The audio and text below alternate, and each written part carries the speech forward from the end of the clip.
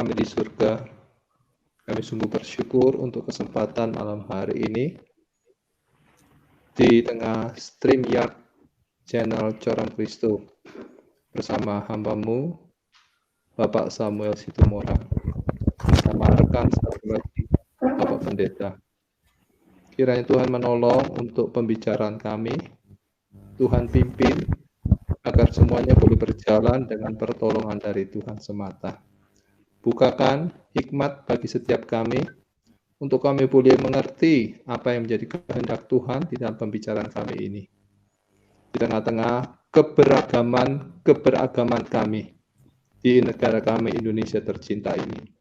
Sehingga kami boleh merajut kasih satu dengan yang lainnya, memberikan dampak yang baik bagi perdamaian bangsa dan negara kami Indonesia ini.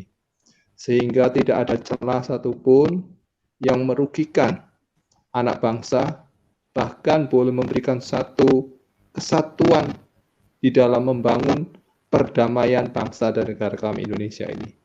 Terima kasih Bapak, ini menjadi doa kami. Kami berdoa demi nama-Mu Tuhan kami Yesus Kristus. Amin. Amin. Ya, amin. Puji Tuhan, Bapak, Ibu, Saudara, yang dimanapun kalian berada, Sobat Cerdas, yang sudah menyaksikan channel Coram Kristo, ya.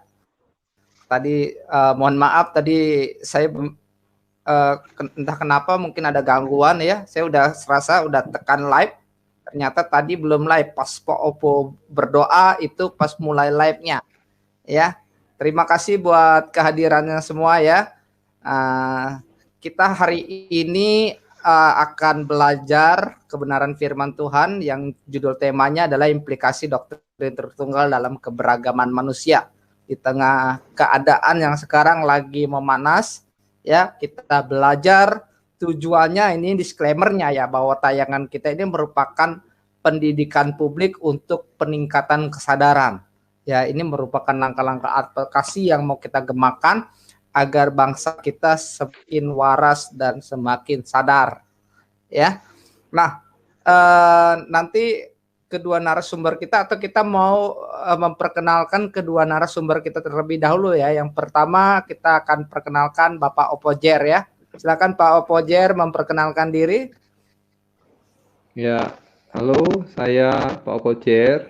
Saat ini saya ambil bagian dalam pelayanan bersama rekan-rekan YouTuber di Pavel 88, juga di WAFM. Dan kami boleh menyupport pelayanan yang ada untuk memberikan pencerahan bagaimana iman Kristen menjawab akan tantangan-tantangan zaman, bahkan ajaran-ajaran yang bertentangan dengan nilai-nilai Kristiani. Demikian perkenalan dari saya. Terima kasih. Sebentar ya, ada sedikit gangguan. Oke. Bentar.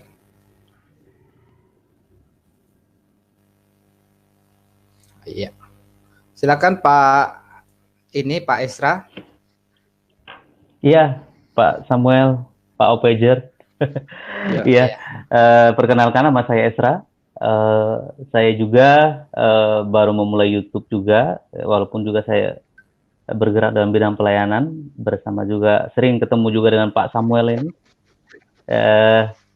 YouTube saya lebih berbicara banyak tentang bagaimana menjelaskan kesalahpahaman orang-orang di luar Kristen terhadap prinsip-prinsip dasar dalam iman Kristen. Selama ini kan terlalu tinggi bahasa teologi mungkin, sehingga membuat orang-orang di luar sana itu tidak memahami banyak tentang bagaimana kita memahami atau mengerti iman kekristenan secara sederhana. Makanya judul channel saya itu adalah pemahaman sederhana. Ya, jadi dari hal yang jelimet, dari hal yang terlalu tinggi, dijelaskan dengan cara yang sederhana, agar mudah diterima dan mudah dipahami oleh orang-orang di luar sana. Karena selama ini kan kita mengenal atau kita mendengar istilah-istilah teologi yang terlalu tinggi dan sehingga sulit sekali untuk dipahami oleh orang-orang di luar sana. Jadi melewati channel saya itu saya ingin banyak orang memahami prinsip-prinsip dasar iman kekristenan secara sederhana. Itu saja. Ya, Pak Samuel silakan Pak. Sebentar ya. Oke. Ini seperti oke. Ya, terima kasih Pak Pak Esra ya. Nanti teman-teman dukung channelnya, ada di kolom deskripsi ya linknya. Silakan di subscribe, like, dan share ya. Dan saya rasa pasti akan berguna buat kita semua meningkatkan atau menguatkan percaya kita. Nah, kita sekarang saya akan presentasi yang nanti akan ditanggapi oleh Bapak Pendeta Esra dan Bapak Opojer ya. Sebentar saya ini dulu share screen dulu ya.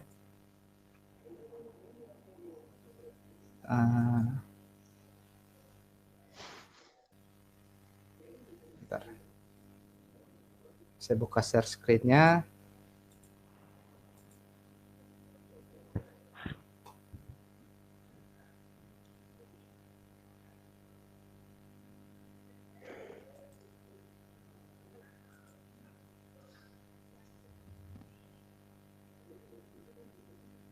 Sudah terdengar? Ini sudah terdengar.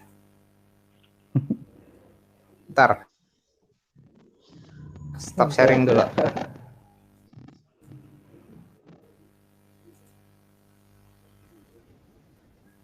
Lagi gangguan nih Pak. Atau diterangkan secara langsung aja Pak Samuel. Masih loading. Iya, sambil jalan. Nanti dulu Pak. Iya, oke. Sambil jalan. Bentar ya. Sambil jalan. Baik, kita belajar firman Tuhan ya. Nanti saya sambil share screen. Kayaknya kurang mantep kalau nggak ada PowerPoint-nya ya. Betul. Udah kelihatan belum ya? Belum Pak. Belum nongol tuh Pak. Iya. Oke, sip. Masih loading. Iya. Masih loading. Sip. Iya. Sudah Pak. Oke. Jadi kita belajar tentang implikasi doktrin Tritunggal di dalam keberagaman sesama manusia yang ada di Indonesia ya.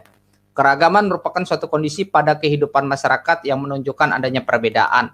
Perbedaan seperti pada suku bangsa, agama, ras, serta budaya ya. Keragaman yang ada di Indonesia adalah kekayaan dan keindahan pada bangsa Indonesia. Keragaman yang terjadi di Indonesia juga merupakan sebuah potensi sekaligus sebuah tantangan ya. Nah, baru-baru ini tentu kita melihat viral berita penangkapan MKC dan Yahya Waloni ya. Dan kedua kubu baik Kristen dan Islam berusaha mendukung atau melakukan seperti penguatan dan lain-lain. Ada yang satu menganggap bahwa satunya sudah melakukan penistaan, sedangkan yang lain, sedangkan yang dari kubu dia menganggap itu adalah sebuah penguatan keimanan, begitu ya. Nanti mungkin ada teman-teman yang memberikan tanggapan mengenai hal ini, ya. Jadi ini keberagaman yang ada di bangsa kita. Ya, ada suku dan ras, agama, sosial budaya, ekonomi, gender ya. Nah, inilah yang sudah diupayakan oleh kaum elit kita untuk bagaimana ini tetap dipandang sama ya, agar tidak terjadinya konflik, sudah diupayakan ya. Tetapi tetap kita menghadapi tantangan ya, adanya politik identitas, adanya hoax, hate speech, hate spin, dan prasangka ya, juga eksklusivisme ya, yang bisa memecah belah keberagaman yang ada di bangsa kita ini, begitu. Nah, iya. Oleh sebab itu perlu kita belajar tentang doktrin Tritunggal. Apakah doktrin ini memiliki manfaat bagi kita? Bukan hanya sekedar kita memiliki pengetahuan. Sebab keberhasilan sebuah pendidikan itu ya bukan hanya sekedar di ranah kognitif, tapi juga afektif dan psikomotorik. Bukan hanya sekedar diakali saja, tapi bagaimana kita dapat menerapkan di dalam kehidupan sehari-hari. Itulah pentingnya sebuah doktrin tersebut. Dan doktrin Tritunggal bukan berasal dari ruang hampa, tetapi merupakan kebenaran Alkitab yang tentunya adalah sesuatu hal yang universal, yang merupakan bisa diterapkan dalam kehidupan sehari-hari. Ya, di sebuah internet dikatakan kalau Tuhannya 3 katanya, kalau Allahnya 3 di sorga sana bisa berkelahi. Nah, tentu ini berbeda dengan apa yang kita pahami di dalam ajaran Tritunggal kita. Kita tidak mempercayai adanya 3 Allah. Kita tidak menyembah 3 Allah. Kita tetap percaya bahwa Allah itu Esa, yang unik, satu dengan 3 pribadi di dalamnya. Ya, kita tetap percaya bahwa Allah Bapa memiliki firman dan roh. Kita tetap menyembah Dia. Seperti halnya manusia yang memiliki jiwa dan roh, tapi tidak dikatakan ada 3 manusia, tetap satu manusia. Begitu juga dengan Allah. Manusia adalah analogi daripada Allah di dalam Kejadian 1 ayat 26-28. Marilah kita menjadikan manusia menurut serupa dan segambar dengan kita. Itu analogi. Analogi bukan sebuah definisi. Analogi hanya menggambarkan tentang Allah. Memang kita tahu bahwa Allah itu bukan fisik. Allah bukan fisik, tetapi Allah itu roh. Artinya unmaterial. Tidak dapat dilihat dari bentuk fisik. Ya, hanya digambarkan untuk menjembatani keterbatasan manusia dengan sesuatu yang sifatnya metafisika. Nah, saudara yang terkasih di dalam Tuhan, sobat Koram Kristo dimanapun kalian berada, ya, doktrin Tritunggal adalah konsep kebenaran di dalam Alkitab yang akhirnya dirumuskan dan mendapatkan sebuah penemuan istilah dengan sebutan kata Tritunggal. Ya, orang pertama yang menyebut kata trias itu memang ini tadinya saya sudah pasang, tapi entah kenapa saya dapat slide ini, mungkin salah slide, adalah Theophilus dari Antioquia, ya, orang yang awal menyebut dengan trias, yang akhirnya dikenal dengan triados. Nah, lalu orang kedua itu bapak teologi, ya, yang bernama Tertullianus, Quintus Septimus Florence Tertullianus, yang dilahirkan di Kartago, Afrika Utara sekitar tahun 1060 after Dominion. Ia berasal dari keluarga Romawi yang kafir. Ia mendapatkan pendidikan ilmu retorika dan hukum. Diduga ia sempat menjadi ahli hukum selama berapa tahun di kota Roma. Tahun 197, ia bertobat menjadi kekristenan dan langsung sangat giat membela kekristenan. Ia seorang yang sangat pandai dengan gagasan-gagasan yang orisinil dan segar. Begitu tekun mempelajari Alkitab.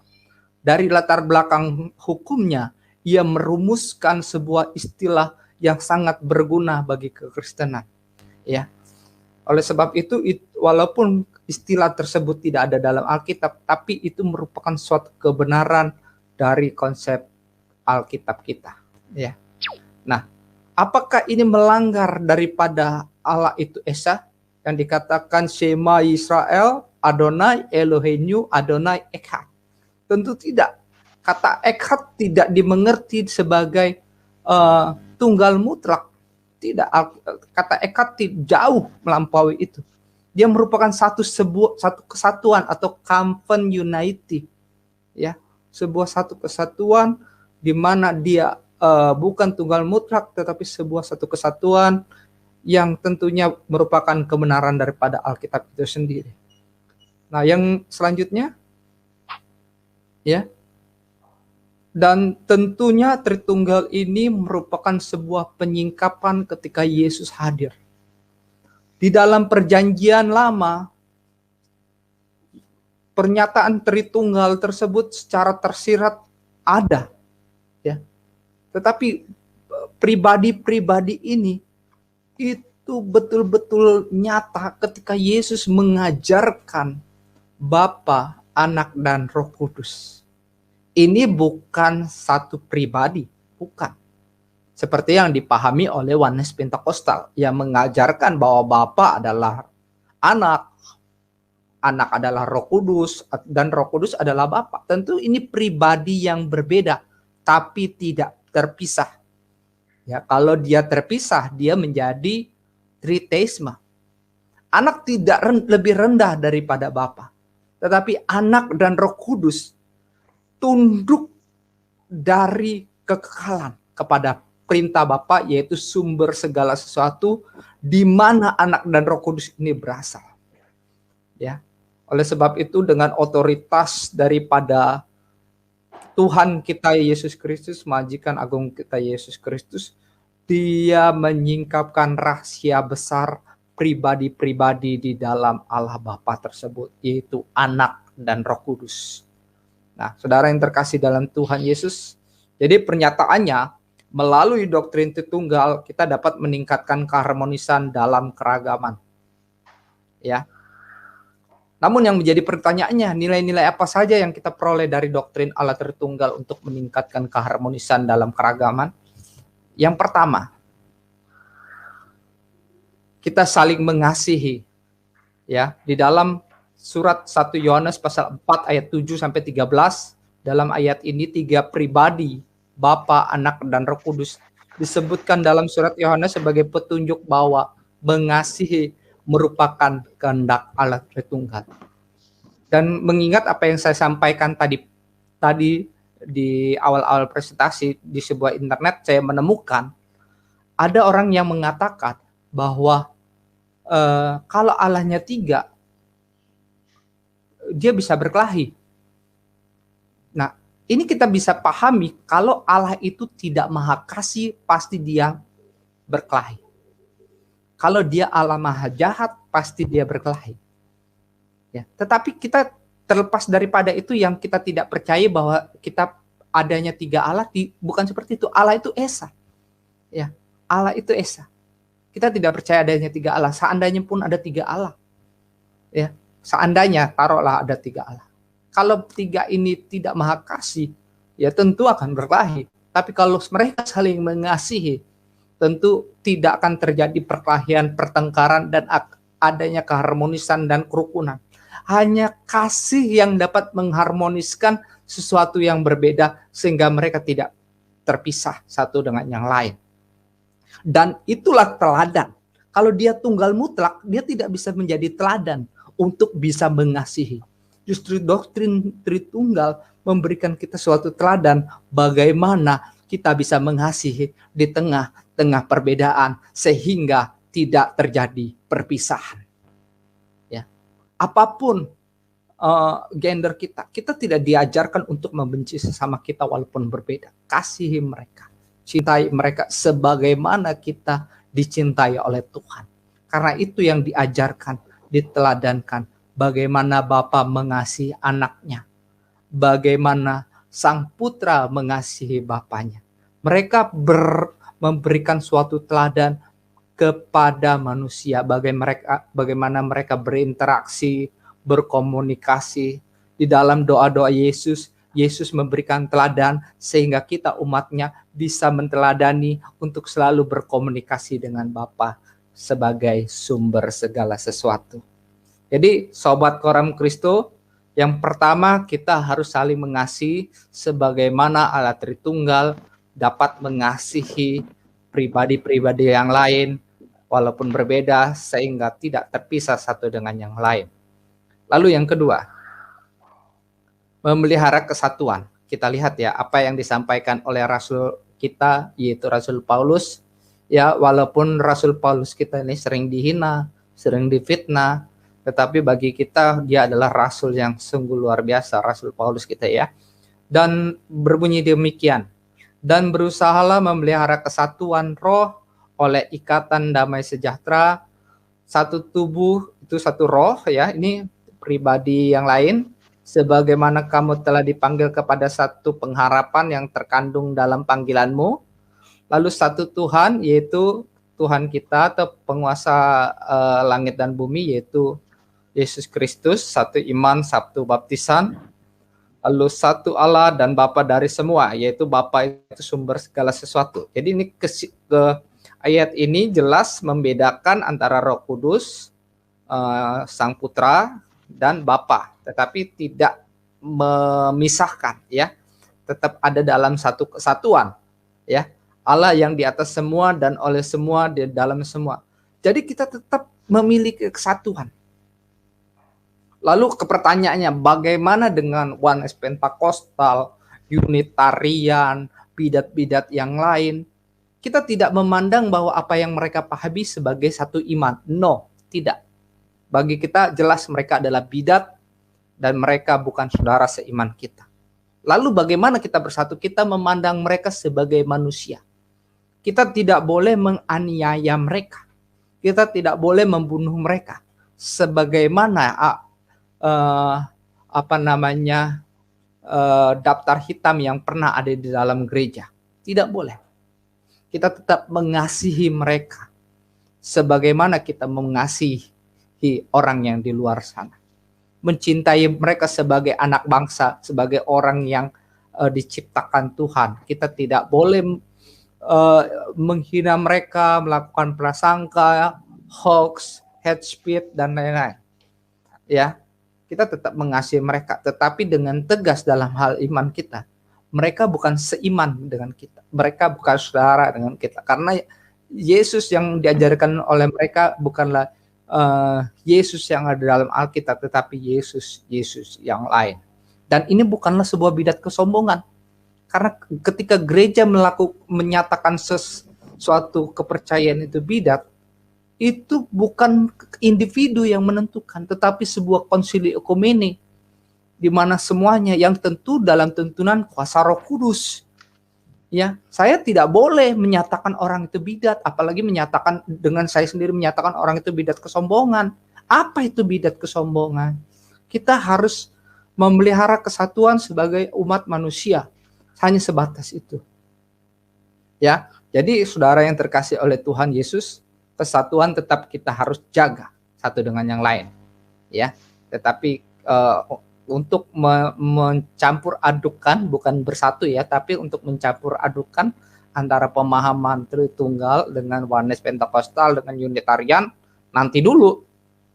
Ya, kita tidak boleh jadi orang yang suka memblender sesuatu dengan yang lain ya. Oke, yang ketiga, kita tunduk pada otoritas ya. Yang pertama kita tunduk kepada Tuhan. Ya. Yang kedua, kita tunduk pada ajaran-ajaran yang benar di dalam Alkitab. Ketiga, kita tunduk pada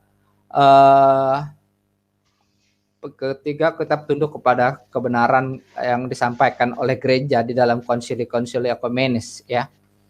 Nah, lalu selanjutnya kita tunduk pada pemerintah ya. Sebagaimana Yesus yang dari kekekalan sudah tunduk kepada Allah Bapa ya. Meskipun dia memiliki kesetaraan, tetapi secara ekumenis dia tetap tunduk kepada Bapa, dia tetap patuh. Ini bukan berarti dia lebih rendah daripada Bapa, bukan. Tetapi ini menjadi suatu keteladanan bagi kita. Dan ayatnya berbunyi seperti ini, yang walaupun dalam rupa Allah, tidak menganggap kesetaraan dengan Allah itu sebagai milik yang harus dipertahankan, melainkan telah mengosongkan dirinya sendiri dan mengambil rupa seorang hamba, dan menjadi sama dengan manusia, dan dalam keadaan sebagai manusia ia telah merendahkan dirinya dan taat sampai mati, bahkan sampai mati di kayu salib. Jadi saudara-saudara yang dikasih oleh Tuhan Yesus, ya, kita harus tetap belajar tunduk taat kepada pimpinan, kepada pemerintah, ya, kepada gereja yang benar, ya kan, kepada Allah Tritunggal. Dan penutupnya, mari kita tingkatkan keharmonisan dalam keragaman, baik dalam keluarga, gereja, dan masyarakat, melalui saling mengasihi, memelihara persatuan, dan tunduk pada otoritas dengan menerapkan nilai-nilai dari pengajaran mengenai Allah Tritunggal. Amin untuk pengajaran hari ini. Mungkin ada yang mau disampaikan oleh teman-teman penanggap saya ya, kira-kira sebentar. Oke, silakan Pak Pejer. Ini Pak Hak ini ya. Dulu, mental ya tadi ya. Siapa dulu? Oke Pak. Terserah aja siapa Pak yang duluan. Opo. Ya Pak Isra, silakan duluan. Saya duluan ke Pak Sam. Iya, silakan. Halo? Oke, silakan. Iya, Ya, silakan. kalau kita mempelajari tentang Tritunggal, ini adalah salah satu doktrin kekristenan yang paling sering dihujat dan di apa ya, dituduh hal yang macam-macam ya Pak Samuel ya. Ya, kalau kita Iya, betul, mendengar Pak. orang Kristen menyembah Allah tiga, kemudian Allah beranak dan sebagainya. Makanya dalam channel saya menjelaskan hal-hal seperti ini secara sederhana supaya bukan hanya orang Kristen yang belajar, tapi juga orang di luar sana juga harus belajar. Supaya jangan menggunakan kacamata mereka untuk menilai atau melihat doktrin ajaran orang lain gitu. Kalau saya menilai ajaran orang di luar Kristen dengan kacamata Kristenan saya, makanya tidak akan pernah nyambung, tidak akan nyambung. Intinya kalau kita mau belajar tentang sesuatu, pelajarilah dari sudut pandang orang tersebut, maka kita akan memahaminya. Nah, demikian kalau kita belajar tentang Tritunggal ini adalah sebuah konsep yang sangat-sangat jelas dalam Alkitab. Kalau kata Tritunggal ini memang tidak tertulis dalam Alkitab, tidak ada. Itu kan istilah yang dibuat, istilah yang disebutkan, dibuat oleh bapak-bapak gereja dulu mengenai bagaimana penyataan Allah kepada manusia. Gitu. Jadi kalau kita memahami Tritunggal ini adalah sebuah pemahaman yang sudah jelas ditulis dalam Alkitab. Kejadian pasal 1 itu sudah dimulai, dari situ kita sudah menemukan di sana Tritunggalan Allah itu sangat jelas dan sangat terpampang di situ. Ya. Ada Allah, ada Roh Allah, ada Firman. Dan sehingga di dalam Yohanes pasal 1 juga kita menemukan hal yang sama di sana. Jadi makanya saya menjelaskan secara sederhana tentang Allah Tritunggal ini sebenarnya prinsip dasarnya sangat jelas. Allah, Firman Allah, dan Roh Allah. Sejak kapan Allah tidak punya firman? Ya, sejak kapan Allah tidak punya roh gitu kan? Jadi tiga hal ini adalah satu hal yang sangat penting dalam Kristenan untuk dipahami dengan baik. Jadi di dalam seperti penjelasan Pak Samuel tadi bagus juga ya untuk kita bisa memahaminya dan menerapkan dalam kehidupan kita sehari-hari. Dalam kita melihat sesama. Ada kesetaraan dalam Tritunggal itu kan kesetaraan kesamaan ya. Jadi kita melihat sesama itu sebagai sesama manusia gitu. Jadi jangan saling menghakimi, jangan saling melecehkan, jangan saling merendahkan karena kita sama-sama manusia. Sama-sama manusia, saling mengasihi, wajib hukumnya. Mau berbeda agama, berbeda suku, berbeda ras dan sebagainya. Wajib hukumnya untuk saling mengasihi. Kemudian dari pemahaman Tritunggal ini kita dapat belajar juga bahwa ada ketundukan, ada ketaatan gitu pada otoritas yang lebih tinggi di atas kita. Bukan berarti dalam Tritunggal ini ada tingkatan-tingkatan, tidak. Kenapa Tuhan Yesus selama dalam dunia ini ketika dia jadi manusia tunduk kepada otoritas Bapa? Itu karena dia menempatkan dirinya sebagai seorang hamba. Jadi pemahaman di sini ya seringkali salah ya. Tuhan Yesus saja masih menyembah Allah gitu. Berarti Tuhan Yesus itu manusia gitu. Sebenarnya kesetaraan mereka sama, tapi ke dalam posisi dia sebagai manusia, dia menundukkan dirinya dalam otoritas Bapa Surgawi. Jadi kemudian yang sering disinggung juga itu kata mengutus atau diutus dan sebagainya. Itu kan perlu penjelasan lebih lanjut untuk kita bisa memberikan pemahaman bagi orang-orang yang salah paham gitu. Jadi kekristenan itu tidak menyembah Allah tiga, tidak memiliki pemahaman tentang Allah beranak, karena istilah anak Allah itu tidak sama dengan Allah beranak. Makanya dalam channel saya juga saya menjelaskan bahwa anak Allah dengan Allah beranak itu beda. Ya. Anak Allah itu istilah. Kalau Allah beranak itu tidak ada dalam kekristenan. Tidak ada sama sekali. Jadi pemahaman-pemahaman seperti ini mungkin suatu saat kelak Pak Samuel kita bisa memberikan penjelasan sederhana bagi orang-orang luar sana untuk bisa memahami supaya orang tidak selalu salah tuduh, salah kaprah, salah paham dengan iman Kristen. Itu dari saya dulu Pak Sam. Mungkin nanti saya bisa tambahkan. Baik, nanti. Ya luar biasa sekali ya penjelasannya. Tolong teman-teman dukung channel Pak Esra ya yang ada di kolom deskripsi linknya. Dan untuk selanjutnya kita minta Pak Oppo menyampaikan argumennya. Silakan Pak. Iya, terima kasih kesempatannya. Kalau saya sih kita harus bertolak dari presuposisinya. Ini kan tentang keberagaman. Presuposisi keberagaman itu harus kita lihat karena keberagaman berarti kan ada perbedaan. Kalau ada perbedaan berarti kebersamaan itu kita harus bisa menghormati, memahami dan menerima.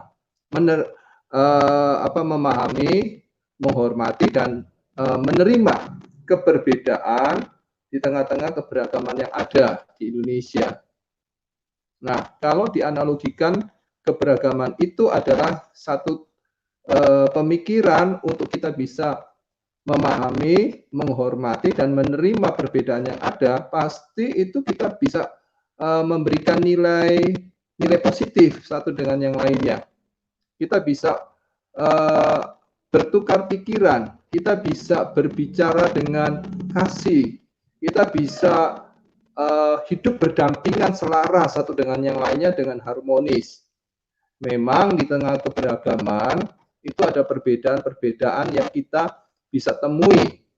Ya, anggap saja tadi kan dianalogikan dengan kekristenan. Tadi diajarkan tentang Tritunggal.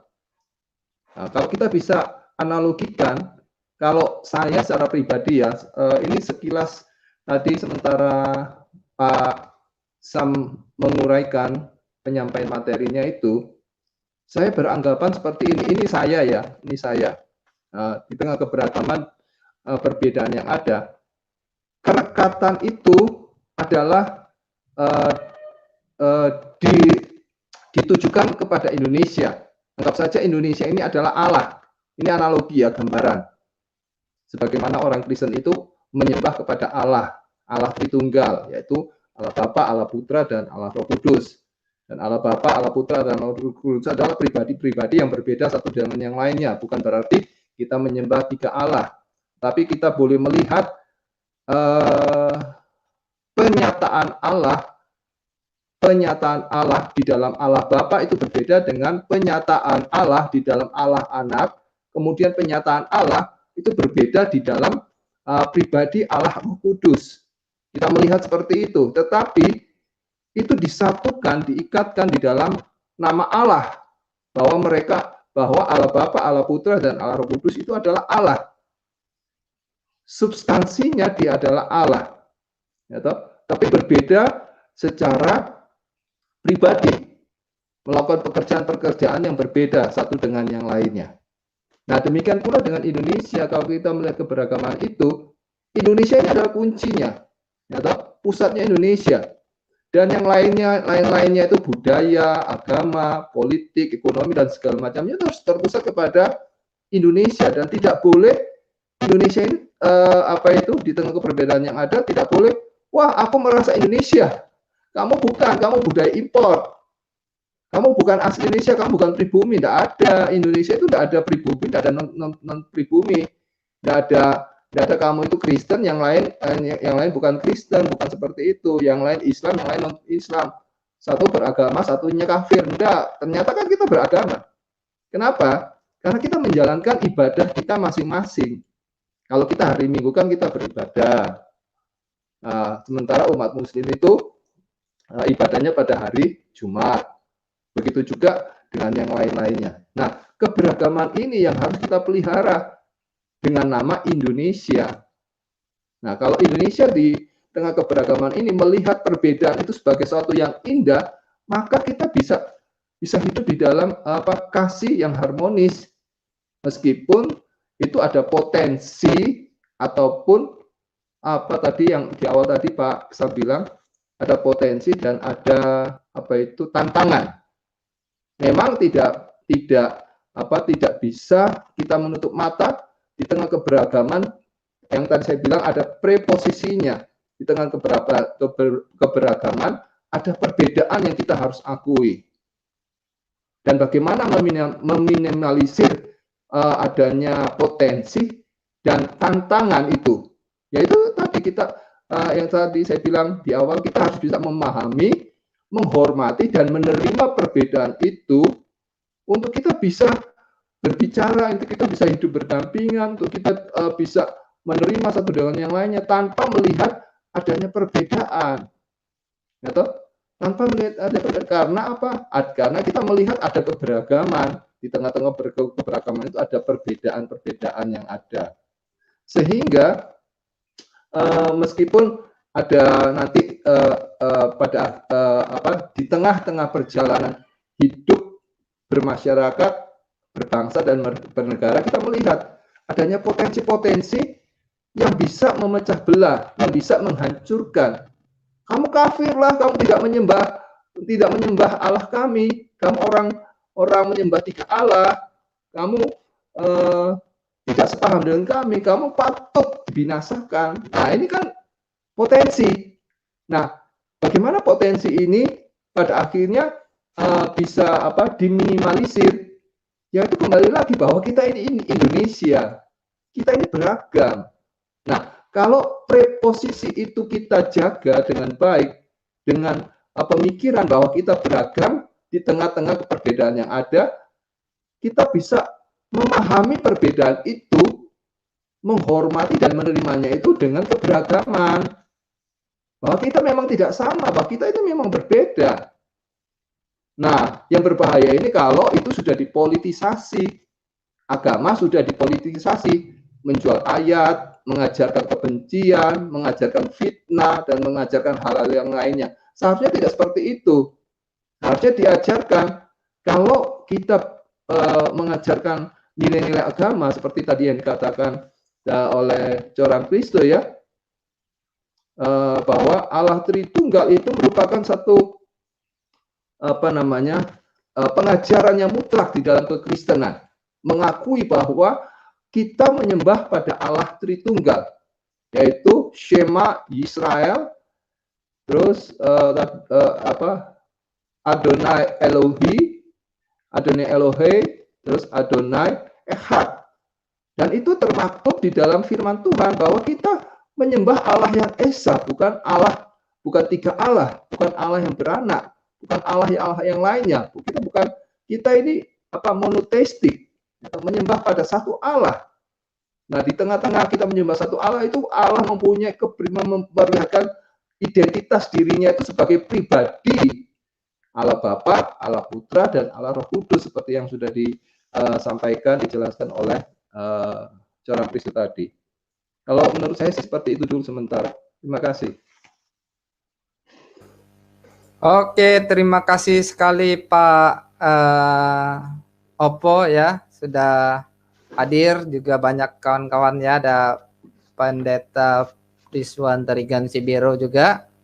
Teman-teman nanti setelah ini bisa kunjungi channel-channel mereka ya, Pak Kak Nurgaris, Bu Niwal, beserta Pak Pendeta Rizwan ya, sudah hadir bersama-sama dengan kita. Oh, suaranya agak pecah ya. Oke. Kita akan dengar gimana pendapat Pak Opo dan Pak Esra ya mengenai adanya berita tentang penistaan-penistaan agama ya, baik dari MKC atau Yahya Waloni beserta teman-teman yang lain ya, beserta orang-orang yang lain. Bagaimana Bapak lalu hubungannya dengan iman Kristen tentang ajaran Tritunggal tersebut? Kita mau dengar dari Pak Pendeta Esra dulu ya. Silakan Pak Pendeta Esra. Iya, sebuah fenomena yang tidak pernah ada habisnya ya dalam kehidupan kita sebagai bangsa Indonesia ini, antar beragama itu seringkali bukan seringkali lagi ya Pak Samya, orang Kristen sudah banyak kita temukan baik di media sosial maupun di YouTube gitu, saling serang lah. Sebenarnya ini menurut saya hal yang sangat ini ya, lucu gitu. Lucunya kenapa? Saling serang, saling tuduh dalam proporsi pemikiran sendiri. Seharusnya kita sebagai anak bangsa, sebagai sebangsa setanah air, lebih baik iman atau keagamaan kita itu harusnya lebih condong memperbaharuinya ke dalam, kalau menurut saya. Gini, orang yang tidak percaya adanya Tuhan, anggaplah orang ateis, gitu, tidak akan pernah terpana melihat kehebatan kita membela agama kita dalam sebuah perdebatan. Tidak akan pernah bisa menobatkan mereka dalam tanda kutip lah ya. Kira-kira kalau ada orang berantem, adakah kedamaian hasil dari berantem? Gitu kan nggak ada kan? Nggak ada kan Pak Koram Kristo? Nggak ada sama sekali gitu. Yang namanya keributan itu selalu menghasilkan hal yang jelek. Ya. Harusnya sebagai negara kesatuan, sebagai orang yang berbangsa, bernegara seperti kita Indonesia dalam perbedaan yang begitu banyak ini, warna kulit aja kita nggak sama gitu. Warna kulit aja nggak sama kita ini. Nggak bisa saya menyuruh orang yang kulitnya hitam untuk supaya putih, gitu kan? Nggak bisa orang yang putih menyuruh orang lain kulitnya orang yang kulitnya hitam menyuruh orang lain kulitnya semua hitam, gitu kan? Nggak bisa. Untuk menyikapi perbedaan, menyikapi segala sesuatu, alangkah baiknya tonjolkanlah kebaikan agama kita saja, gitu. Untuk bisa apa? Untuk bisa orang melihat bahwa kita itu benar, agamanya benar gitu. Kebenaran sebuah agama menurut saya ya, kebenaran sebuah agama itu ditampilkan dari akhlak para pengikutnya. Tidak dari suaranya lantang menjelekkan agama orang lain, tidak menurut saya. Akhlak pengikutnya itu yang membenarkan agamanya. Kalau akhlak pengikutnya bagus, orang akan dengan serta-merta pasti memuji, wah benar agamanya, gitu kan. Ajarannya itu benar gitu. Kebenaran sebuah ajaran juga sama. Kebenaran sebuah ajaran itu ditentukan oleh akhlak pengikutnya juga, gitu kan. Kalau akhlak pengikutnya jelek, ya bisa saja. Kalau semuanya jelek ya bisa saja, ya dari yang ngajar juga, ya gitu kan. Tapi kalau kita berusaha menampilkan hal yang baik dari agama kita, saya percaya bahwa orang yang tidak percaya Tuhan akan terpesona melihat kehidupan orang-orang yang beragama, gitu. Tapi anehnya justru negara-negara yang mengaku dirinya beragama, justru disitulah kekacauan banyak terjadi. Gitu. Nah, ada apa dengan hal seperti ini? Gitu kan? Kenapa? Karena kita tidak bisa menerima perbedaan satu dengan yang lain tadi. Perbedaan kita selalu dipertajam, diasah dengan cara dipertajam sehingga semakin hari semakin meruncing, gitu kan. Harusnya ya dalam keperbedaan sama seperti prinsip dasar dari Tritunggal ini, berbeda tapi satu, gitu kan, dengan tujuan yang sama, dengan kesetaraan, gitu. Jadi hal-hal sederhana seperti ini menurut saya menjadikan sebuah pesan penting buat kita sebagai umat manusia, gitu. Kita nggak bisa menyamakan otak setiap orang kok, nggak bisa menyamakan pemikiran setiap orang kok, nggak bisa sebenarnya. Yang kita bisa samakan adalah bagaimana kita saling menerima kekurangan, kelebihan satu dengan yang lain. Gitu kan. Kalau kita dalam sesama manusia, ya, pasti ada kekurangan, pasti ada kelebihan satu dengan yang lain. Jadi kalau dalam menyikapi perbedaan, misalnya kayak terjadi sama seperti saling serang, kayak MKC, kemudian Yahya Woloni, gitu kan. Ini kan mempertajam perbedaan di antara kita sebagai umat manusia, akhirnya membuat apa? Membuat semakin jauhnya jurang antara kita, gitu. Semakin lebar jurang antar kita karena kehidupan beragama. Makanya ada orang ateis berkata bahwa kita membenarkan perkataan orang ateis loh. Sebenarnya saya bukan berarti membenarkan perkataan itu, tapi banyak orang membenarkan bahwa agama itu sering dikatakan apa ya? Racunnya dunia katanya. Kenapa? Itu membuat jurang perbedaan antara manusia satu dan manusia yang lain. Kalau kita membuat agama itu sebagai bahan untuk kita memperlebar jurang atau jarak di antara kita sebagai manusia. Harusnya agama itu mempererat manusia satu dengan yang lain. Karena itu kan tujuannya agama kan, membuat manusia saling mengasihi, membuat manusia saling menghormati, membuat manusia saling damai satu dengan yang lain, gitu kan. Agama itu harusnya begitu, menurut saya. Itu dari pandangan saya, Pak Koram Kristo. Iya, bagus sekali Pak ya. Ini ada komentar di kolom chat ya dari Ibu Aya. Ini tema yang penting. Bila doktrin yang kita pelajari itu benar, maka benarlah hidup praktika kita. Bila doktrin yang kita yakini itu keliru, maka kelirulah juga praktika hidup kita. Memang sebenarnya tujuan daripada pendidikan kita itu harus kita bisa aplikasikan dalam kehidupan nyata ya. Betul, dalam betul. Jadi keberhasilan sebuah pendidikan atau pengajaran apabila itu bukan hanya di ranah kognitif tapi afektif dan psikomotorik, artinya kita dapat terapkan dalam kehidupan nyata kita, dan kita yakin bahwa doktrin Tritunggal itu juga adalah ajaran yang benar. Nah, masalah orang akhlaknya buruk itu karena mungkin tidak menerapkan doktrin ini dengan benar, bukan berarti doktrinnya salah, begitu ya. Nah, kalau kita memahami ini gitu. Nah, jadi apa yang disampaikan oleh Pak Esra tadi ya, memang kita harus bisa menerapkan, melakukan pengajaran dari iman Kristen. Itu dulu lah jadi pondasi kita. Kita nggak perlu ngeliat yang lain, ngotak-ngatik yang lain dulu, tapi kita menerapkan apa yang kita miliki dulu. Baru kita bertanya kepada yang lain, ya ahlinya menjawab. Ya, kita tidak boleh memberikan kesimpulan atau menafsirkan yang punya yang lain dulu, ya. Kalau punya kita aja masih belum beres, jangan ngotak-ngatik yang lain dulu, begitu ya Pak ya. Nah, oke, silakan Pak. Betul Pak. Mungkin Lebih di sini banyak ada ke dalam ini ya, daripada keluar dulu. Saya ke ini, sebelum saya ke Pak Oppo, saya beri kesempatan buat teman-teman yang masuk ke dalam room ya. Silakan klik linknya. Di sini sudah hadir dengan kita Pak Lentera Nusantara. Pak Lentera Nusantara ini Kristen atau Muslim? Oke, saya biasanya yang ini channel saya yang baru ya. Jadi saya biasanya dikenal dengan channel Lumen Biblical Tree. Oh, Pak Doktor Tolok Marbun. Mantap sekali hadir bersama Maksud kita. Saya kalau tema-tema yang seperti ini saya berpikir cocok untuk channel ini ya. Karena menjaga ini kan kesatuan ya, kesatuan bangsa, toleransi. Iya, betul. Saya belum dengar banyak sih perbincangannya, jadi takut salah komen juga, salah tanggapin juga. Tapi saya setuju tadi yang komentar yang tadi ya, bahwa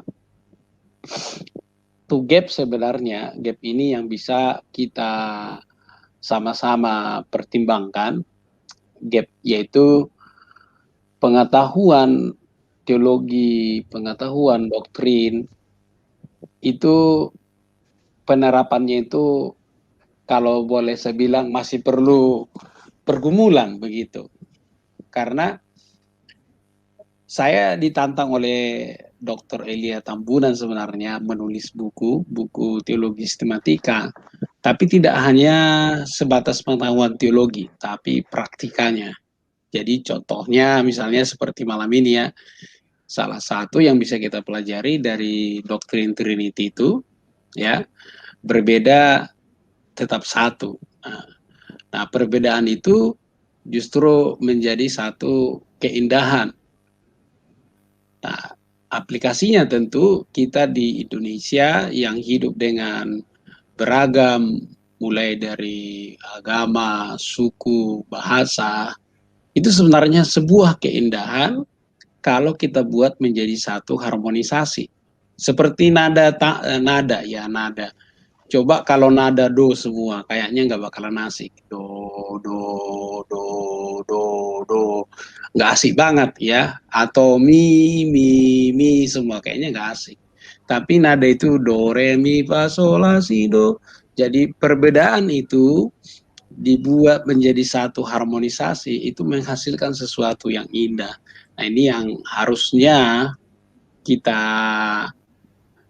lakukan ya, untuk kita yang tinggal di Indonesia ini. Kita sudah hidup di negara yang pluralis, ya maka kita harus sebenarnya menjaga harmonisasi ini, sehingga kita tetap bisa hidup berdampingan. Nah, satu lagi mungkin yang bisa saya sampaikan untuk kita semua, mari kita mengenali kompetensi kita masing-masing, ya, sehingga kita menilai apa yang menjadi kompetensi kita. Kalau kita tidak kompeten di bidang itu, sebaiknya kita hindari. Sehingga saya kasih contoh nih, ini contoh aja nih, sehingga saya sebagai orang Batak tidak menilai orang Jawa dari versinya Batak, ya kan? Nah, ini yang menjadi masalah kan seperti ini. Karena saya tidak mampu menggali budayanya orang Jawa dengan baik, sehingga yang saya lakukan adalah menekankan kelemahan orang Jawa yang secara pribadi sebenarnya saya juga belum memahami itu. Nah, artinya saya tidak kompeten di situ. Nah, ini yang seringkan terjadi seperti itu.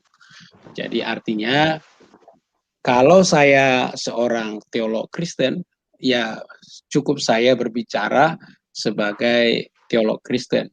Ya, tidak boleh melompat pagar, tidak boleh menyeberang, karena itu akan pasti menjadikan sumber masalah baik bagi saya pribadi dan juga mungkin orang-orang yang akan mendengar saya. Itu saja dulu tanggapan saya sementara. Ya, baik sekali ya apa yang disampaikan oleh Pak Dr. Telok Marbun ya. Oke, kita kasih kesempatan buat Pak Opejer untuk bicara. Iya, itu selaras dengan penyampaian tadi saya ya, bahwa kita harus berawal dengan presuposisi bahwa keragaman ini bukan meniadakan perbedaan, karena keberagaman ini tentu kan ada perbedaan. Nah, bagaimana perbedaan itu seminimal mungkin kita harus memahami, menghormati dan menerima supaya meminimalisir gesekan-gesekan yang akan terjadi. Dengan demikian kita bisa hidup selaras, harmonis satu dengan yang lainnya. Bukan menonjolkan aku ini paling benar, bukan menonjolkan aku ini loh yang paling unggul, bukan seperti itu. Kalau memang seperti itu jadinya, maka kita tidak bisa merawat keberagaman di tengah perbedaan yang ada. Loh, memang berbeda, kita yang berbeda, nyatanya berbeda. Suku kita berbeda, kita kulit sawo matang, ada juga yang kulitnya kuning. Kita tidak bisa memaksakan kamu harus menjadi kuning, kamu harus menjadi sawo matang, tidak seperti itu. Memang kita itu unik satu dengan yang lainnya. Nah, bagaimana kita bisa menerima perbedaan? Ya, kita melihat keunikan-keunikan itu. Nah, ketika kita melihat keunikan-keunikan itu, berarti kita kan semakin melihat keindahan, bukan memaksakan. Nah, dengan demikian, seperti yang dikatakan oleh Rasul Paulus kan, kita harus mendahulukan kepentingan orang lain. Kita harus melihat kepentingan orang lain. Kita harus mendahulukan orang lain. Nah, kalau kita bisa melihat dan memahami esensi dari perkataan Rasul Paulus itu, maka akan timbul satu satu koreksi diri. Oh iya ya, ternyata itu aku itu harus berdampak bagi orang lain dengan cara seperti itu. Nah, dengan demikian nilai-nilai kehidupan keberagamaan kita di tengah keberagaman itu bisa diterima. Oh iya, seperti saya kecil dulu ya, kenapa kita dulu itu bisa kuyup, bisa bermain satu dengan yang lainnya, bisa berdampingan, bisa guyonan. Sekarang kan enggak, sana kamu najis, kamu kafir, kamu tidak solidaritas dengan saya, kamu tidak seagama dengan saya. Nah, ini menciptakan gap. Nah, seharusnya hal-hal ini kan harusnya tidak bisa. Karena apa? Karena kita Indonesia, kalau kita melihat Indonesia, nah maka kita akan bisa melihat keberagaman itu. Oh iya, ternyata dia itu memiliki perbedaan dengan saya. Tidak bisa seperti gini, baju saya harus dipaksakan dengan baju orang lain, meskipun mereknya sama, tapi ukuran kita kan berbeda. Kan seperti itu. Tidak bisa saya memaksakan sepatu saya harus dengan sepatu dia, kan tidak bisa seperti itu. Nah, itu akan kelonggaran atau kesempitan. Seperti itu. Nah, oleh karena itu perkataan Paulus itu benar. Kita harus memahami orang lain.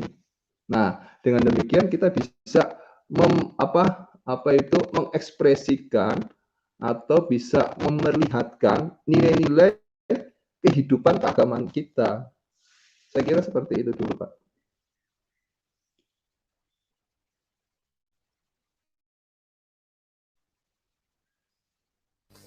Ya, terima kasih buat komentar yang luar Masih di biasanya mute ya. Pak Samdo.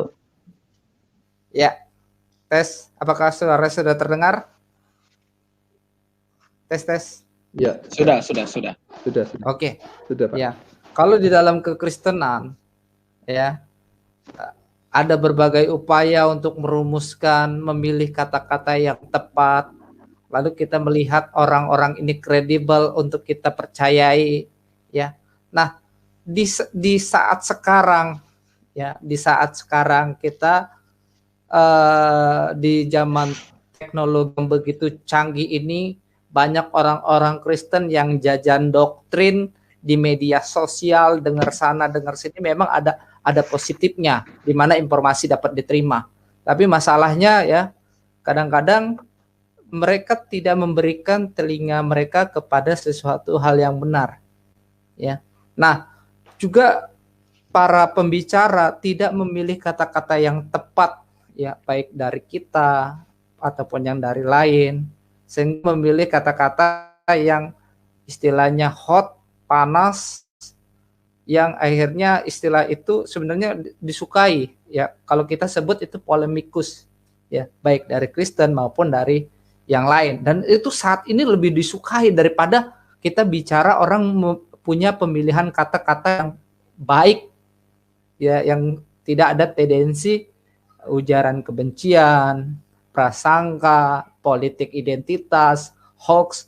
Ternyata orang-orang yang menyampaikan sesuatu hal yang benar kurang diminati oleh sebagian polemikus ini, ya.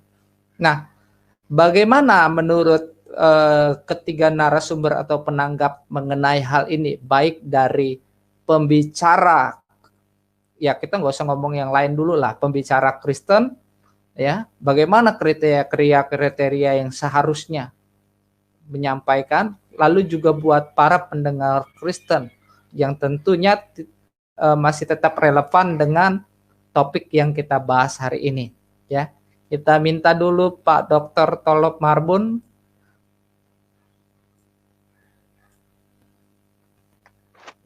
Silakan Pak. Ini Pak Tolop Marbun. ya. Terima kasih. Saya sebenarnya lebih memperkenalkan Lentera Nusantara kalau tema-tema yang bersifat kebangsaan ya, enggak apa-apa.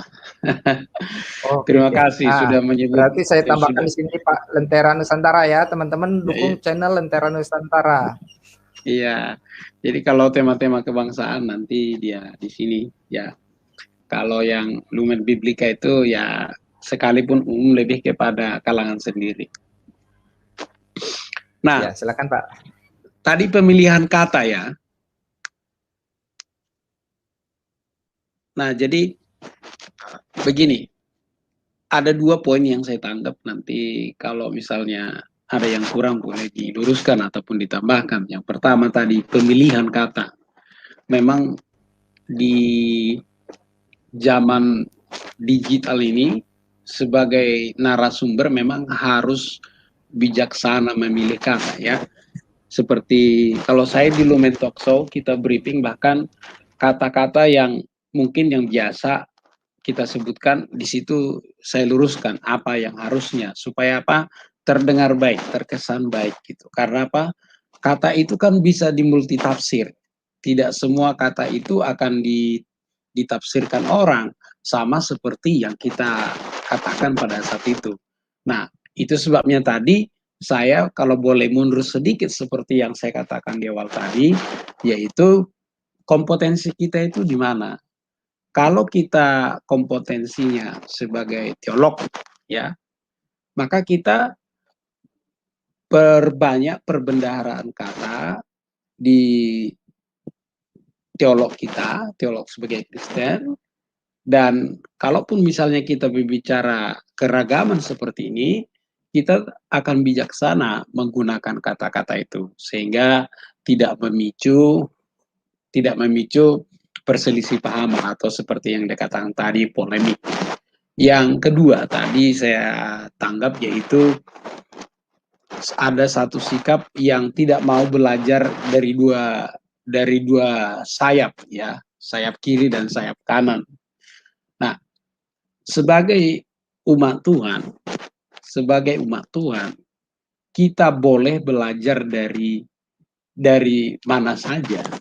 Tetapi setuju tadi dengan pendapatnya Ibu Aprilianti Stanggang ya, harus didasari memang iman yang kuat. Supaya apa? Iman yang kuat itu akan menolong kita memilah-memilah pengajaran-pengajaran yang tepat. Nah, dalam hal ini ada bisa yang beberapa yang kita lakukan, bisa bertanya kepada gembala, atau mungkin kalau sekelas gembala bisa bertanya kepada sesama gembala, kira-kira yang mana ini yang direkomendasi, yang kita bisa pakai, gitu. Karena sekali lagi, cara pandang yang berbeda, ya kan, memandang satu hal itu kan lebih-lebih kepada kerangka berpikir, ya, lebih kepada kerangka berpikir. Nah, kerangka berpikir ini tidak bisa menjadi sesuatu yang mutlak seperti harga mati begitu. Cara berpikir kita itu akan selalu berkembang, akan selalu berkembang. Nah, perkembangan ini tentu diiringi dengan pembelajaran kita terhadap firman Tuhan dan pembelajaran kita terhadap hal-hal yang berkaitan dengan firman Tuhan tersebut. Nah, itu tanggapan saya yang silakan.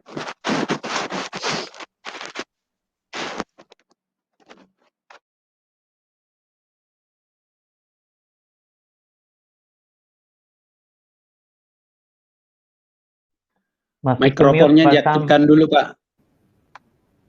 Ya, oke. Terima kasih, Pak. Suka lupa di situ ya. Ini kita ada di sini yang baru masuk ngopi ya. Silakan komen. Tapi sebelumnya saya tanya, ini Kristen atau apa ya agamanya gitu? Silakan. Open mic.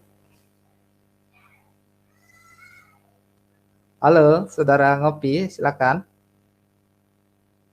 Tes. Apakah suara saya bisa terdengar? Tes. Halo, Pak Ngopi, silakan buka mic-nya dan bicara.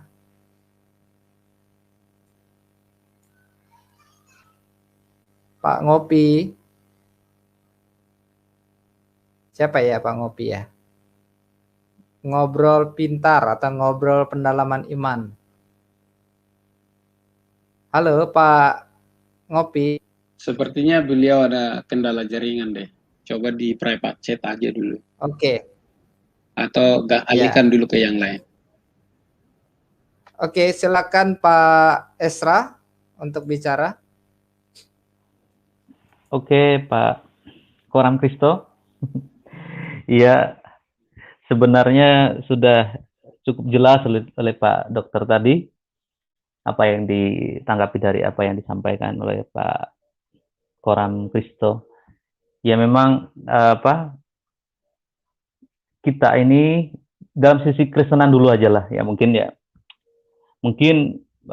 para pemimpin kita dalam Kristenannya harus juga menerapkan prinsip yang sama yang mau diterapkan di saudara kita di agama yang lain, bahwa setiap pembicara dalam kekristenan itu harusnya memiliki dasar-dasar pemahaman iman yang benar, kemudian memiliki etika dalam bagaimana menyampaikan atau mensiarkan agama dalam kehidupan kita, misalnya dalam kehidupan kita sebagai orang Kristen gitu. Supaya ke depan mungkin tidak terjadi lagi hal-hal yang seperti belakangan yang kita lihat kemarin itu ya, Pak Koram Kristo, seperti penangkapan dan sebagainya. Memang sih ya setiap agama pasti ingin mendapatkan pengikut sebanyak-banyaknya ya, mau Islam, Kristen, Hindu, Buddha, semuanya pastilah ya. Tapi mungkin cara menyampaikan atau mensiarkan agama itu haruslah dengan tatanan kata, tatanan etika yang baik, itu supaya tidak menyinggung agama yang lain, tidak menyinggung umat yang lain. Makanya saya katakan tadi, seperti saya katakan tadi, bahwa lebih banyak ke dalam lah gitu. Karena saya percaya, saya tetap yakin bahwa setiap apa yang diajarkan dalam agama itu akan melahirkan akhlak, melahirkan pribadi-pribadi yang baik gitu. Gimana mungkin pengajaran sebuah agama yang disampaikan dengan cara yang mungkin kalau bisa saya katakan lebih cara-cara yang salah menghasilkan sesuatu yang baik, itu tidak mungkin menurut saya ya. Jadi memahami dari sudut pandang yang benar, tidak menjustifikasi iman orang lain atau keyakinan orang lain dalam keberagaman kita. Kita susah untuk bisa menyatukan kalau perbedaan ini semakin meruncing gitu. Kasihan pemerintah dan sebagainya untuk bisa menyatukan keberagaman yang ada di Indonesia. Nah, mungkin kita sebagai orang Kristen harus lebih banyak ya membenahi iman dari umat yang kita pimpin atau umat yang dipercayakan kepada kita, agar mereka bukan hanya memiliki pengetahuan yang baik, tapi juga memiliki attitude atau memiliki etika dalam kehidupan yang baik, sehingga menghasilkan ya orang-orang yang hidup sebagai warga negara yang baik gitu. Karena finalnya nanti di sana, karena finalnya nanti di sana akan terlihat dari apa yang dilakukan setiap hari. Makanya saya tanamkan tadi bahwa pengajaran yang salah akan menghasilkan pribadi-pribadi yang salah juga gitu. Tapi pengajaran yang baik saya percaya, walaupun mungkin ada yang salah juga, walaupun sudah mendengar hal yang baik, tapi paling tidak pengajaran agama yang benar akan menghasilkan perilaku kehidupan dari umat yang benar. Itu saja mungkin dari saya, Pak Koram Kristo. Tidak panjang lebar karena sudah tadi banyak disampaikan oleh Pak Dokter tadi. Silakan. Baik. Oke, kita kasih kesempatan buat Pak Ngopi ya, di chat dia sudah bilang Kristen. Silakan Pak Ngopi untuk bicara.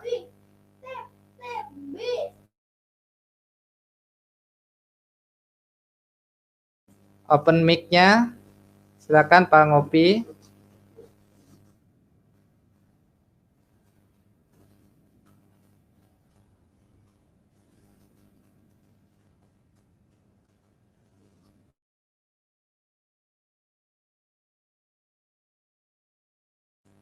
Ya, kalau belum bisa, saya kasih waktu ke Pak Opo Jer. Silakan Pak Opo. Iya, firman Tuhan kan mengajarkan bagaimana kita bisa mengetahui orang itu baik, bagaimana orang itu benar, bagaimana orang itu jahat. Dari pohonnya lah kamu mengenalnya. Nah, ketika itu seseorang menyampaikan pendapatnya, ajarannya, benar atau salah, itu di floor, di publik itu sudah menjadi konsumsi publik. Dan ketika publik itu merespon, harusnya mereka juga melihat keberagaman itu ada perbedaannya. Nah, mereka tidak bisa mengatakan aku itu benar. Nah, itu mereka harus juga memahami itu, oh ternyata pengajaranmu seperti ini.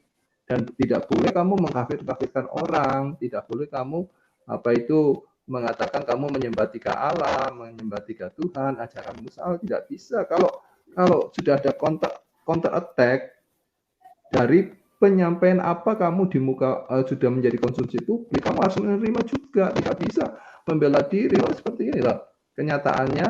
Kita juga bisa melihat bagaimana merajut satu keberagaman itu dengan tali persaudaraan. Ya, jangan menyinggung orang, jangan menyampaikan sesuatu yang tidak benar, bahkan ini palsu lah, bahkan ajaran ini sesat lah. Nah, kalau sebaliknya disampaikan itu kepada kamu, apa yang terjadi? Pertengkaran kan? Nah, seminimal mungkin kita tidak tidak boleh mengajarkan hal seperti itu. Ya, apa yang indah, indah didengar, kita perkatakan itu, apa yang bisa diterima, kita menyampaikan itu dengan baik, dengan benar. Tidak bisa semata-mata kamu mengklaim kamu adalah seperti ini, kamu adalah seperti ini. Tidak bisa. Dan pada akhirnya akan menimbulkan gesekan dan penetrasi, ya, dan menimbulkan penetrasi yang tajam. Dan ini tidak boleh terjadi di Indonesia. Nah, itu tugas kita adalah merawat, ya. Dan pada akhirnya kita tidak bisa melihat Indonesia ini di dalam kehancuran, tidak boleh. Nah, itu tadi saya kembali kepada presupposisi awal tadi, bahwa keberagaman itu kita lihat di dalam keberbedaan yang ada. Nah, tidak bisa kita mengatakan mengakui ke kamu harus sama, tidak bisa seperti itu. Seperti itu sih penyampaian saya.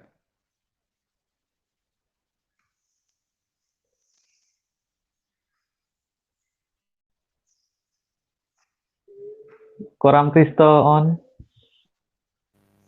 Ya, terima kasih buat sudah diingatkan. Ya, kalau admin aktifkan aja terus mikrofonnya, Pak. Betul, Iya. betul.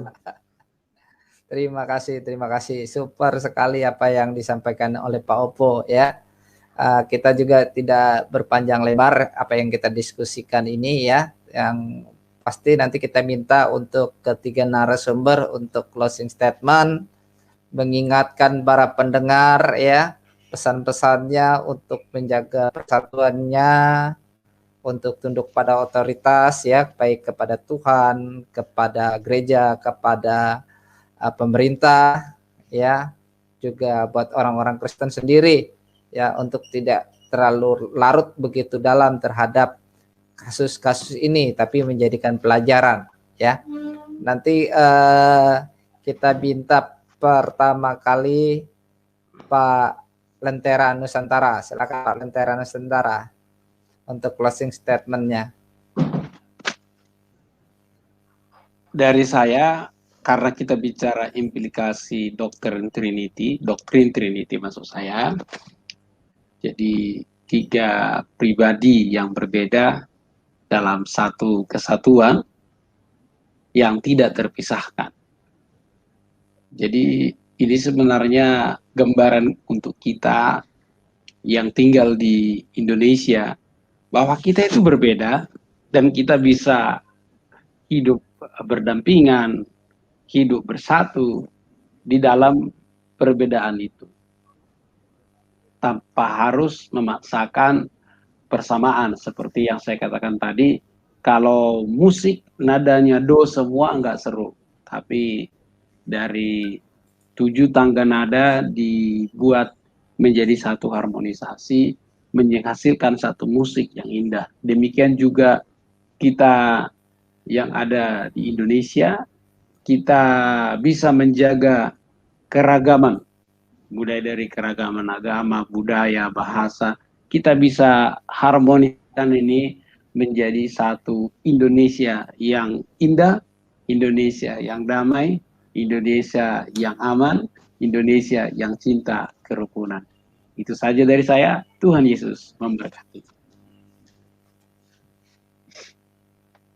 Ya, terima kasih Pak Lentera Nusantara untuk closing statement yang kedua. Pak Opo, silakan Pak Opo. Ya, implikasi dari pengajaran Trinitas itu sendiri memberikan arahan untuk kita bisa memberikan dampak bagi keberagaman yang ada, sehingga kita bisa merajut kasih, bukan memecah belah, bukan menghancurkan. Karena Indonesia ini dirajut dari Sabang sampai Merauke, dari Miangas sampai Rote. Itu berbagai macam budaya, suku bangsa, agama, dan kepercayaan. Jangan mudah dipolitisasi, jangan mudah diadu domba, tetapi kita melihat keberbedaan di dalam keberagaman yang ada, yakni Indonesia. Terima kasih, Tuhan memberkati. Terima kasih Pak Opo. Kita minta Pak Pendeta Esra. Iya, Pak Koram Kristo, terima kasih. Ya, ini closing statement saya. Sebagaimana kita menjadikan contoh daripada Tuhan sendiri, Allah sendiri, dalam ketritunggalannya, dalam keperbedaan yang ada tetap satu dan satu dalam prinsip esanya. Demikian juga kita sebagai warga negara kan, di dalam Sumpah Pemuda itu kan kebinekaan, berbeda tapi tetap satu gitu kan. Prinsip inilah yang harus kita miliki. Kita tidak bisa membuang namanya perbedaan, nggak akan pernah ada habisnya. Perbedaan itu pasti ada. Tapi pada prinsipnya bagaimana kita menyikapi perbedaan itu, menjadikannya tetap harmonis, sama seperti Pak Dokter tadi bilang, Lentera Nusantara tadi, bahwa kalau semuanya do, tidak akan indah suara itu. Ya, bayangkan aja kalau satu instrumen musik saja yang dimainkan, drum misalnya, ada 10 drum main semua, itu kacau keadaan. Kesamaan itu tidak akan menjanjikan sebuah keindahan sebenarnya. Tapi dalam perbedaan itu akan menjadikan kita, ketika kita bisa menerima satu dengan yang lain, kita bisa saling setara satu dengan yang lain, saling mengasihi satu dengan yang lain, maka itu akan menimbulkan sebuah keindahan. Maka Indonesia ini akan bertahan, bahkan semakin hari semakin lebih baik. Sebagaimana keinginan daripada hari ulang tahun kemarin kan, kita lihat sebuah statement yang diberikan itu bahwa Indonesia bertumbuh, Indonesia maju, gitu kan. Ini kemajuan dan pertumbuhannya itu akan terjadi kalau ada kesatuan di dalamnya. Terutama kita sebagai orang Kristen lebih mendahului melakukan hal itu. Menjadi alat pemersatu bagi bangsa, bukan menjadi alat pemecah bagi bangsa kita Indonesia. Itu saja Pak Koram Kristo dari saya. Silahkan. Ya, on mic, terima Pak. kasih. Oh, sudah open mic, Pak. Terima kasih buat ketiga narasumber yang luar biasa. Juga terima kasih sekali buat para penonton channel Koram Kristo. Tidak habis-habisnya terima kasih. Begitu luar biasa. Mari kita tetap merawat keharmonisan yang ada di bangsa kita ini dalam keberagaman, ya, melalui doktrin Tritunggal, ya, yang dapat dibedakan tapi tidak dapat dipisahkan. Begitu juga dengan kita, hendaknya bangsa kita ini meskipun berbeda-beda, tetapi kita jangan dipisahkan oleh karena perbedaan tersebut, tetapi mari kita saling mengasihi, saling bersatu, ya. Juga kita jangan lupa untuk tunduk pada otoritas di mana kita berada, ya. Dan terima kasih, salam cerdas, ya. Kiranya apa yang kita sudah sampaikan merupakan bagian dari pendidikan publik untuk meningkatkan kesadaran. Tuhan Yesus memberkati kita semua. Amin.